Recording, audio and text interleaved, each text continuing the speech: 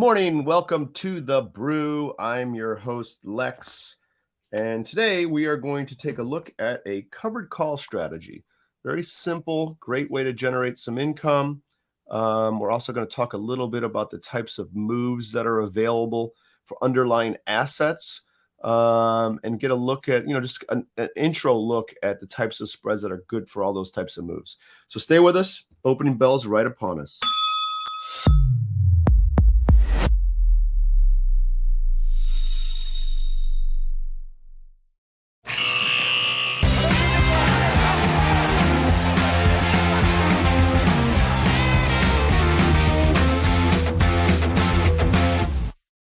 Mal, hello. Good morning, Lex. Good morning. You're always cheery at 5 a.m. in Pecos time, aren't you? I think we should really harvest this covered call this morning. Ooh, geez, that's a theta harvest question. Wow. Let's just jump in. I have my my coffee today too, so that's good news. I might say it 1,000 times. So we're going to talk about a covered call strategy today. That's going to be the main topic, right? But first, I wanted to show a little something about the types of moves and options. So a colleague of mine once said this to me, which I thought was interesting. So stocks can move in, I think he said one of 5 ways. I'm trying to make sure I've got 5 of these written down. And I'm thinking about, I go, one of 5 ways. They can go up or they can go down. What are the other 3? Well, he kind of defined inside, up, and down and what that means. And options are specific here because it's important to understand what could happen. So let me go to the remarkable real quick. Let's see if we can get that up here.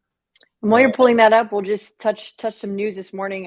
Tesla got a bump up. They were I think heavily suppressed for a long time, but they've received some thumbs up from Morgan Stanley and I think JP Morgan, but I could be wrong. I need to check on that, about Dojo. So a lot of positive talk about Dojo. Okay. And S&P looking risky, says so also Morgan Stanley being very vocal this morning. So we might want to take a look at that and give, at the end of the show, maybe give some pointers to some newbies of how to manage that if they're tracking that stock. And then we've got some calls coming out, some earnings coming out this week. We've got Oracle, Nike, and so we'll keep an eye on those. And yeah, that about wraps it up this morning. So covered call. I love the remarkable. Got arrows. The remarkable's back. So here's the types of movements, and one of these fits in with the covered call strategy. Okay, so this person told me, he said, look, stocks can move up or down violently. He's going to count that as 2, up being 1, down being the second one. But violently is important. What we mean by violently is it goes fast and it goes hard and it goes big and aggressive. Those are big, big moves. So like an earnings type of play. So that's number 1 and 2 up here. Okay. The second one, up or down mildly.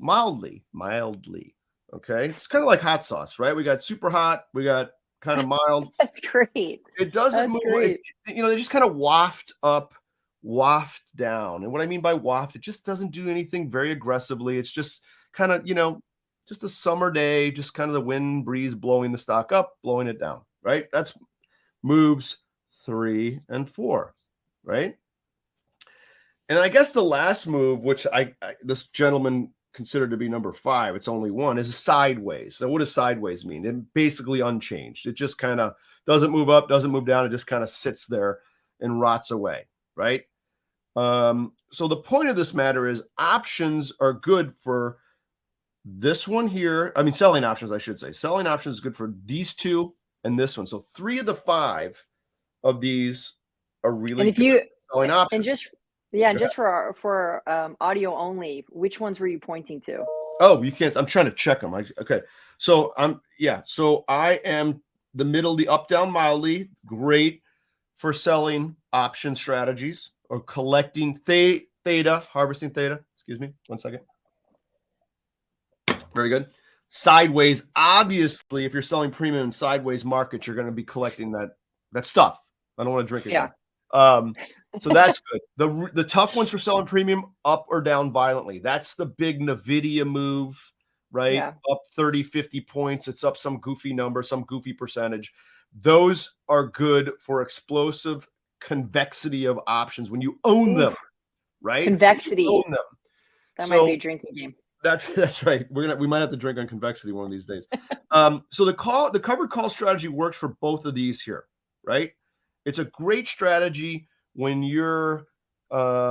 when you own some stock and you believe the stock is kind of in its kind of retracement stage or just kind of consolidating. Let's say it's kind of sitting around doing nothing. You don't really think it's going to go much higher or much lower for that matter. It might waft around, it might be sideways, it might grind up, it might grind down. All good things for doing a covered call strategy. We'll break it down in a second. Okay.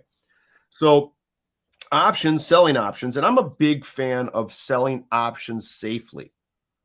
Okay. So, we can go back. We don't need to Bravo. now. So, let's go Yeah. back to just the two of us. So yeah, so selling options safely. What do I mean by that?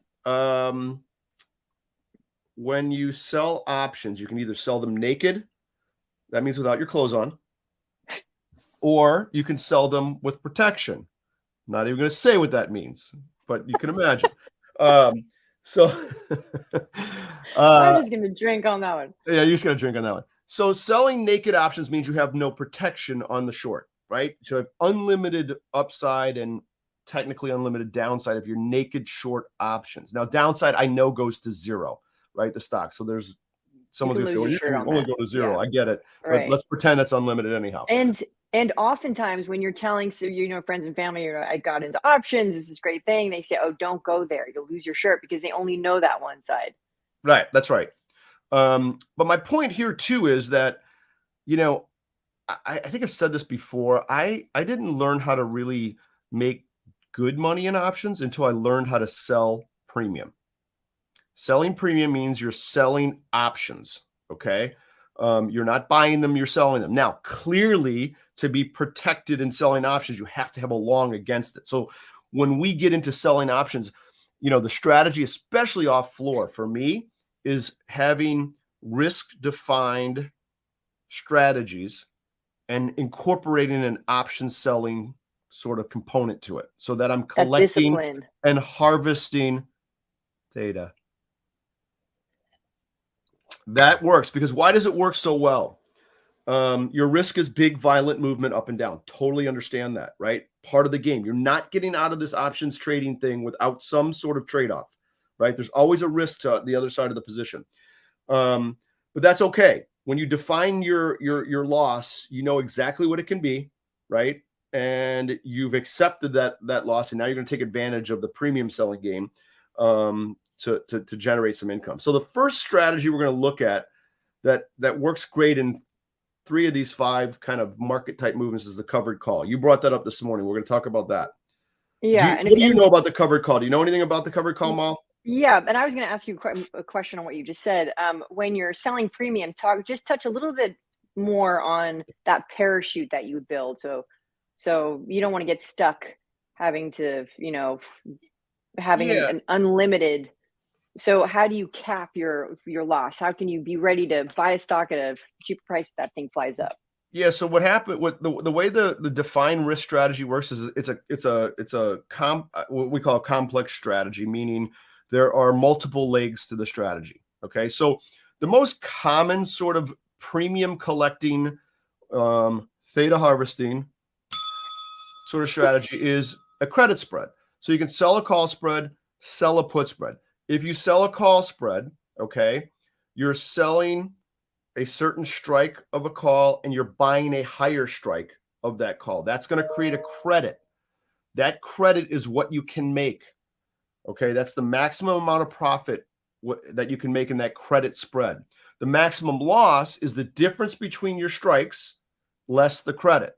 Okay, and we'll look at some examples when we And when that we and that allows someone and I careful to use this word after yesterday, leverage their capital. So they it allows them to get more into the game because you're not buying the stock essentially on that first Yeah, you use it. go. Yeah, credit spreads. Look at most of them that you do. You're not doing them on stock. You can, but you're doing it for a reason. You think that the stock is probably going to waft lower or go lower, so you're taking advantage of a short delta spread by selling a call credit spread.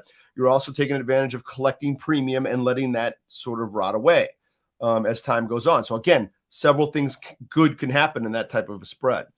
And that's why I like them so much, because I know what my risk is. It's defined, right? I've got my belts and suspenders on because I've got a short option and I've got a long option, right? So they're going to net each other out. I'm going to lose the difference if that happens. Totally lose the difference, less my credit. So what's prescriptive?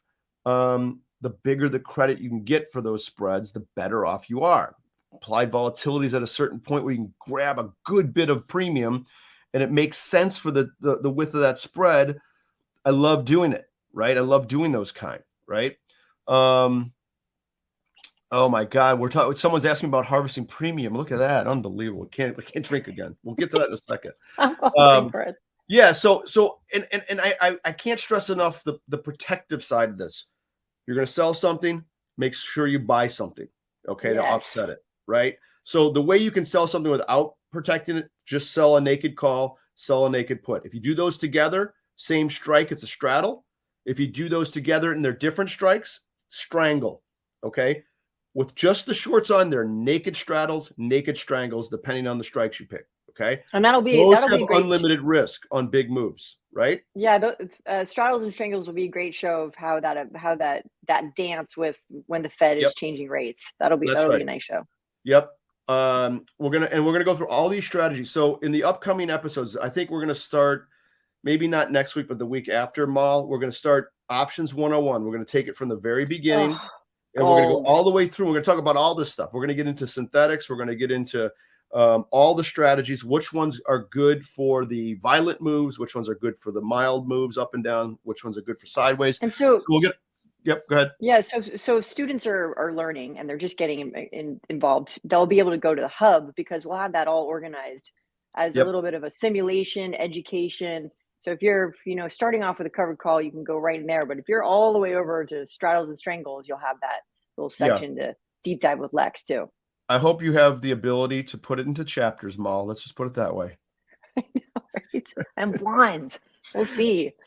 No, it's the way I learned the business is I had a great mentor. He hired me when I was a young college grad. Can we ask his name? No. You can ask his name, but I'm not going to tell you. All right. Privacy, I get all the privacy stuff. Fair enough. No, but he was awesome. He was one of the the greatest teachers and really smart. One of the kind of the pioneers in the business too. So anyway, his first line of teaching always centered on synthetics. Okay, and I'm not even going to get into that today, but we are going to talk about it.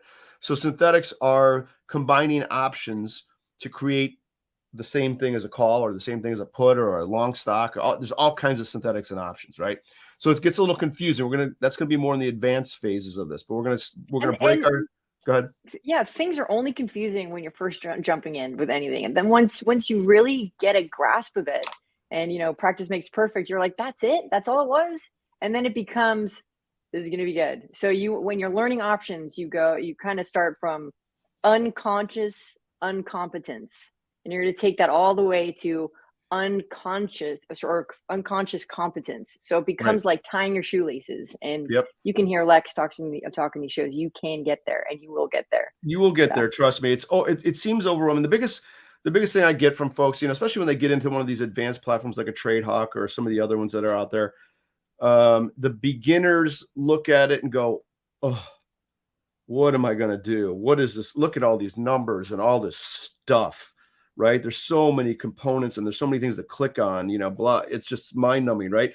But don't forget, options have so much variety and there's so much nuance to options. Think about all the Greeks, right? And now they've discovered sub Greeks and then they have subs of subs. And I'm like, where does it end? Now, do you need to know and become an expert in every part of that? Not really. Not as a retail person. You really don't. The best thing I could tell you is discipline solves the day, right? And then homework solves the day. And don't forget, the education is important too. You got to do your homework when you're an off-floor retail trader because you don't have the ability, and I say this over and over again, you don't have the ability to buy the bid and sell the offer. You are the opposite person. You're typically buying toward offers and selling toward bids. What does that do for you? In the instant in time, it gives you a negative edge. Okay. It's negative. That's the market maker's edge. That's okay, especially if you have a directional or premium type strategy that you are going to be really, really disciplined about. And you're going to have your protection and define risk built into the strategy as well. Okay. Wow, Can't I stress love it that. enough. If you can get all Yeah. that and be disciplined, know where your exits exist, where your entries might exist, you can make a really good run at this and generate income. Okay. And just to in an analogous example, so you take a 3-year-old and you can hand them an iPhone and they can download apps and figure it out. Yep. And when you know a grandparent coughs around their grandkids, the grandkids pops open a laptop and searches, symptoms and can go on PubMed and try to figure out what's going on with granddad. So Yep. and grandma. So there's an evolution that's occurring with personal finances, and we're watching it. It's happening now. We're witnessing it. It's exciting, and so this is something that will confront you and reach out and grab it because it's attainable. Yep, it really is. It really is. So let's start off with one of these strategies today. Let's finish up with the covered call. I think I can get through all of it. So a covered call is a great income strategy. What is an income strategy? It means that as months go on, days go on, the option part of it is going to attempt to generate some income. Okay, so how do you do that? You got to sell something, right? Again, when you sell something, options are wasting assets. They decay. We call it decay. They get cheaper and cheaper and cheaper as time moves forward. Okay. Okay. What's great And about that? Weekends. Not only do I love weekends for margaritas and swimming in the right, pool, but it's right, also you don't trade on Saturday and Sunday and Friday night. So theta occurs over the weekend, and options are actually decaying from Friday to Monday, and you can't trade them on Saturday and Sunday. So you can't hurt yourself. So that's the right. beauty of having that premium in your favor by selling it, because when you get to weekends, it's wonderful. I always used to love weekends Yeah. because A, I love weekends, and B, theta was working for me. Isn't that wonderful? Right. So the cover call Just to strategy. Go ahead. Sorry. Sorry, Lex interrupts. Just a quick pause. Could you just define what off-hour trading is, just quickly? Off hour, it's so the standard hours of trading in US markets for options is, I'm going to use Central Time because that's where I live. Central Time, 8:30 a.m. is when the market opens, the option market opens. Okay. Closes at 3:00 p.m., except for the indices, a bag of indices that close at 3:15. Okay. But the stock market closes regular trading hours at 3:00. Now, post market is after 3:00. They have post market Yeah. hours for stocks, and then pre-markets before 8:30 a.m. Central Time. And you can absolutely trade during those hours, but the main part of the day is that 8:30 to 3:00 segment. Okay. Okay, thanks. Yeah, and there's talk, and we won't get into it today, but there's talk of going 24 hours and all that kind of stuff. I would Yeah. tell you too that people ask me, Lex, you don't have pre and post market options and blah blah. You don't want to trade options and pre. They're gonna skewer you, and it's so thin and illiquid during those times. I'm very hesitant to tell people to go trading after the market closes and before. Now, if you have a big gamma position, again, people are saying, what the hell is he talking about? If you have a big position where you're making money because of a post-market move, earnings, whatever it Right. may be, news, hey, you want to hedge your deltas? Great, have at it. Especially if you're making money, but on those things. But typically, I don't like to be in the aftermarket. Just me. Noted. Okay, back to our covered call strategy for harvesting theta. I'm drowning here. I'm You're drowning. drowning over here. So what we typically do is what most investors have, right? They own stock, right? They typically are not shorting it, but they own it. So they own 100 shares of XYZ stock, whatever it is. You fill in the blank what XYZ is. Could be Amazon, Tesla, Apple, you name it. So you love this stock for some reason, right? And you own 100 shares, let's say. So options Every single option is for 100 shares of stock. So if you buy one option or sell one option, it controls the equivalent of 100 shares at expiration, right? Whether you're getting assigned or you're exercising, right? So if you're Called a long, contract. that's right, Called a contract. Yeah. called a contract. If you're long 100 shares of stock, you would do a covered call by selling one of the calls on that stock. Now, which month do you choose to sell your call? And why are you selling a call?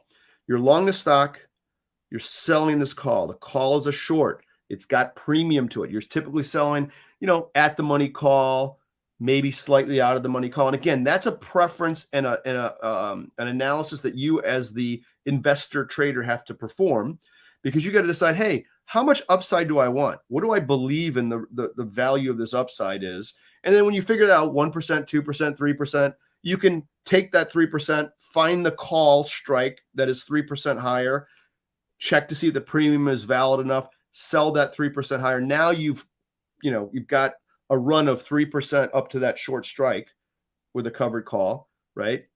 Above which you're going to be taking out, because when that covered call, the short, goes in the money and expires there, that you're going to get short shares that are going to offset your long shares in your portfolio, and they're going to net to be zero. Okay. And you're going to no longer have a position. Now you can get around that by rolling the call up and out. All those kind of things can happen with short calls. But the idea of this covered call is whatever you're long in stock, you're going to sell an equivalent number of options, right? And then you're going to collect that premium. As you collect that premium, you're going to pull it in. What is that called? Harvesting. And then you're going to roll it out to the next month, or up in that case, up in strike, right? If the stock starts running up to your short. Does all this make any sense at all? Yeah, and since we're just starting out, so we're just we're pulling out the plane on the tarmac and we're taxiing off to education. So when you're long a stock, this is just, you're just getting in, you're in your longest stock and you're holding a stock, you're in it for the long term. And then when you're Right. selling a call and it's a short position, it's because you could potentially when you sell that call, unload that stock. And so it's considered a short because you're in it for the short term if that expires. That's And right. That's right. yeah. So I'm drawing a little thing on the remarkable. And while you draw that, anyone who has stock options, who's just sitting on stock and who has access, say they're vested, you can actually collect some rent, which is what selling a call is. You can actually collect some rent. You can. What's the downside? Let's go to the remarkable real quick. I can show you this. So I just drew this out. What I just said, I'm long 100 shares, right? And it's XYZ stock. It doesn't matter. Fill in the blank there. I'm going to sell one call against those 100 shares. Those net out to be zero, right? One call controls 100 shares, right? And I'm selling it. So it's short 100 shares on the call side, right? The stock is $55. And again, I just made this up. XYZ stock is trading $55. So this is where I own it, my 100 shares, right? Let me write that in. Oops. Shares. Okay. I'm going to sell one call on the 60 strike. I haven't picked an expiration. Let's just make it generic for now so we understand. I'm selling one call on the 60 strike. Okay. I'm collecting $2 for that call. And again, I made that number up. It's pretty high volatility, quite frankly, unless it's way out in time. Okay. So that $2, remember, everything's times 100. So $2 is 2 times 100. It's $200 I can make on this position with that short call. So there's $200 over time that option has to decay down to zero or to parity if it goes in the money, right? For me to collect it. And every day it's going to decay a little bit. So the income generating part is day one, it starts at 2 when I sold it. Day 2, it might be at 190. And again, I'm totally making this up, 197. Day 3, it might be at 195, and so on. And it's not arithmetic, it doesn't go step down perfectly. It starts slower, depending on the time. And as it nears expiration, we talked about this yesterday with zero DTs, it craters. It collapses like one of those plastic water bottles when you crush it on the last few days, right? Now, you're probably not going to hold this call to the end. You're going to get some good income out of it, right? And then you're going to roll it. And you're going to do it again in the next month and then the next month. And that's what income generating strategies do. You do this systematically. You're selling a call against your long stock. You're collecting that premium each and every month, right? If it breaches and runs up, you're long the stocks, you're good there, and you're going to get stopped out at that 60 strike. plus this $2 credit, right? And then you And decide. yeah. Go ahead. And you as a market maker talked about how it's a crumb collection. So although it's not the visceral uptick that a lot of people really want, when you have that discipline, as you talk about, it's just this and that flow and that systematic maneuvering. It's just this nice crumb collection. So 200 over time adds up. It's and Sure. Well, compounding. yeah, you can imagine, the numbers are, you can put any value to this number, right? Right. So I just used Yeah. 100 shares. What if you had a Right. thousand shares? Now it's Right. 2,000 bucks Exactly.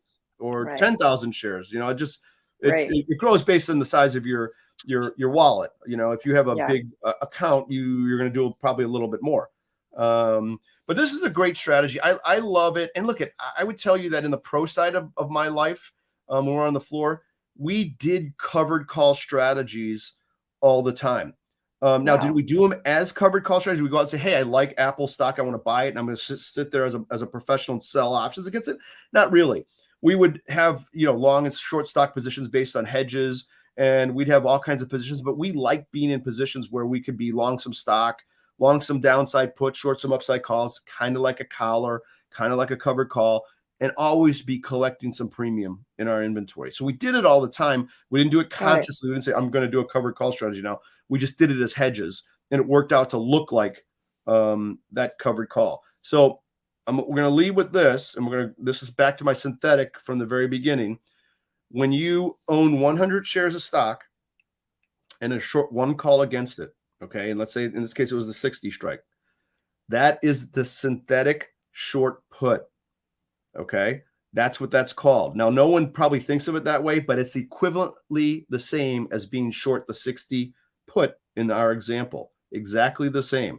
Okay, so we're going to break that down at a future episode to see why those are the same and why it's important to understand that they're the same. Okay, because you can hedge that risk perfectly by buying the actual put at some point if you'd like, or take the position off. But that's Right. a covered call is a synthetic short put. Okay. Got it. You had a question, Mal? Sorry. Yeah. So,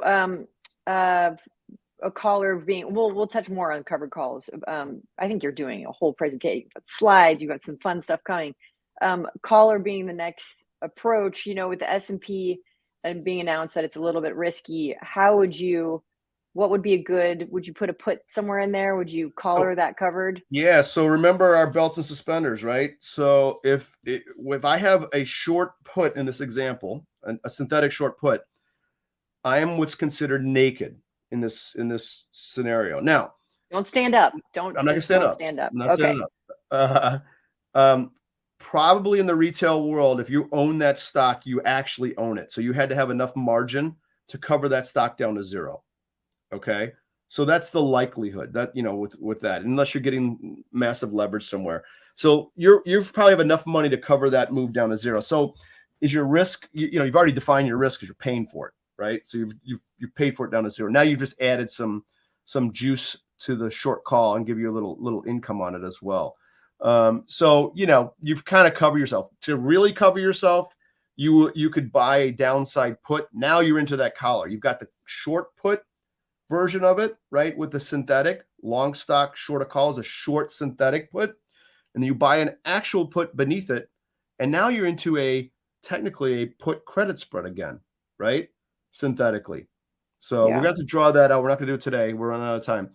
And then And that's why it's so important to understand the relationships of all this stuff together, because people don't understand that when you have the collar on with the stock in between, it's really just a put credit spread is what it is. That's all it is. So, and I remember on a show you said you do not like trading SPY, so which follows the S&P 500. That is not your favorite, correct? I got two answers for that. As a market maker, I would probably hate to trade SPY because the markets are a penny wide and there's no edge for me as a market maker. Yeah. I'm only, I've got a difference between a penny. So how much value can there be there? So that's why I don't like it as a market maker. As a retail person, I love it because it's a penny wide and I don't have to pay a lot to get into the market. So my bid ask is a penny. That's de minimis, right? To get in and out of a trade for a retail person. So I love tight liquid markets for retail folks.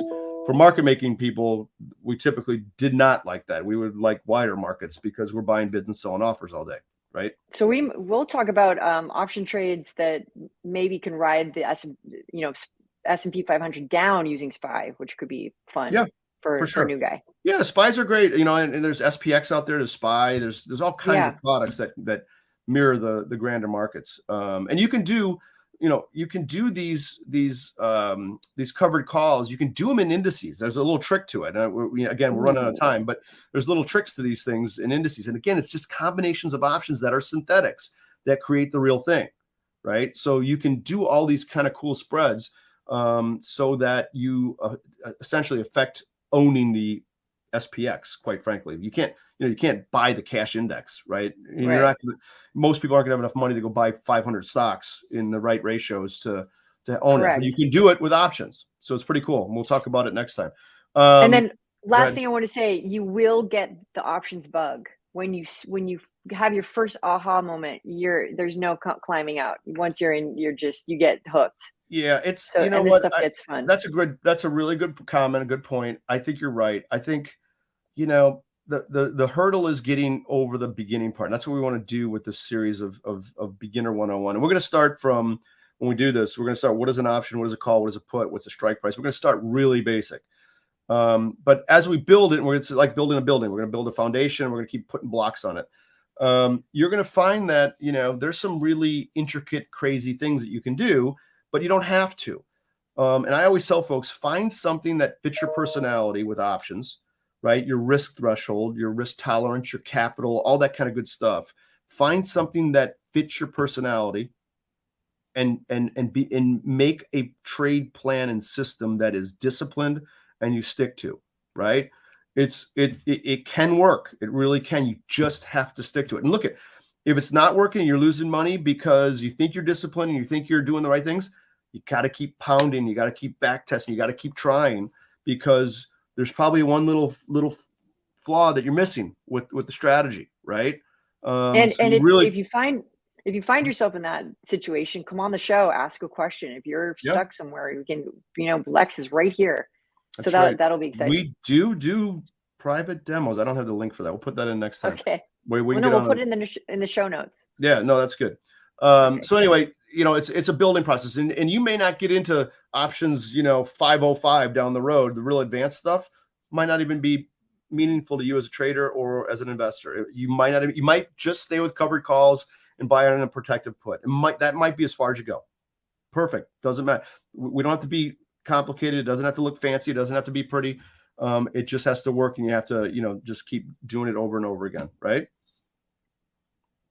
So I'm not going to say theta harvest again. God darn it, Mal. I'm running out. All right. So yeah, we're running out of time. Let's go over to the markets real quick. Let's see. I'm just curious what's going on here. And for what you just said, for those who just stick to cover calls, I would say value traders who just really want to love a product, love a company, love a CEO, and they just want to get in and collect some rent and get involved, and that's good too. Yep. No, that's exactly right. And that's part of the doing your homework part of the equation. You have, as a retail person, you have to do a little homework, unfortunately. Yeah. And you have to understand the products you're trading a little better than we did as market makers. I didn't know what products I was trading. Didn't matter. I could Which be is really trading. interesting. No, I didn't. I Yeah. never knew that. Yeah. Yeah, no, I could be trading, dog poop in Amsterdam. It didn't matter. As long as it moved up and down and sideways, I Right. could care less. Did not Right. matter. That's not true for the retail folks, though. A little different. So this Yeah, is one of those changing. days of the 5 moves that we discussed. This to me is a slightly down day at this point. So this is, the dot down. If you're short premium in this environment right here, safely, we're having a good day. Depending, again, assuming you're not massively long deltas on a down day, right? So, and I'm a big delta neutral guy, but that's just me. So, And then all I good. think where there's word that gold seems to be, I think that it had a short day yesterday. I think that you'll see that happening when there's talk that on the next Fed raise that they may not raise. They might just pause for a moment, even though we've had a lot of hikes. So we'll keep an eye on that too. Yep, absolutely keep an eye on that. Perfect. All right, Ma. Well, that's about all the time we have today, and my Remarkable is running out of Thanks, battery. Lex. I do like this Remarkable. I know.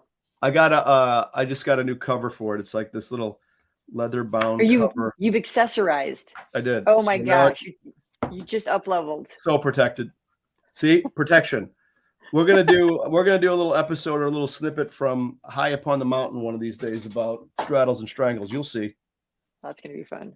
All right, Molly. All You right. have a good Thanks, Lex. Tuesday. You know what Tuesday All is right. for me? It's Taco Tuesday. I'm trying to work up my taco meat for later. I'm not I sure love what it's it. going to be yet. Technical Taco Tuesday. I love Let's it. do this. All right. All right. All good. Bye, I'll Lex. see you tomorrow on the Okay. Brew. That's a wrap.